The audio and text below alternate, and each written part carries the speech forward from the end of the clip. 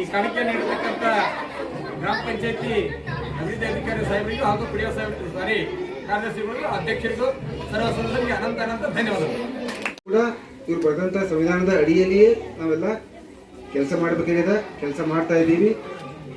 ಆ ರೀತಿಯಾದಂಥ ಒಂದು ಮಾರ್ಗದರ್ಶನವನ್ನು ಮಾಡಿಕೊಟ್ಟಂಥ ಅವರಿಗೆ ಕೂಡ ತುಂಬ ಹೃದಯದ ಧನ್ಯವಾದಗಳು. ತಾವೆಲ್ಲರೂ ಕೂಡ ಈ ಒಂದು ಸಂವಿಧಾನದ ಬಗ್ಗೆ ಚೆನ್ನಾಗಿ ಸ್ಟಡಿ ಮಾಡಿ ನಿಮ್ಮ ಭಾವಿ ಜೀವನದಲ್ಲಿ ಸಮಾಜಕ್ಕೆ, ದೇಶಕ್ಕೆ ಒಂದು ಒಳ್ಳೆಯ ಪ್ರಜೆಗಳಾಗಿ ಬೆಳಗಿ ಈ ಶಾಲೆಯ ಹೆಸರನ್ನು, ಈ ಗ್ರಾಮದ ಹೆಸರನ್ನು ತರಬೇಕಂತ ಹೇಳಿ ಒಂದು 4 ಮಾತು ಮುಗಿಸ್ತೀನಿ. ಜೈ ಹಿಂದ್, ಜೈ ಕರ್ನಾಟಕ.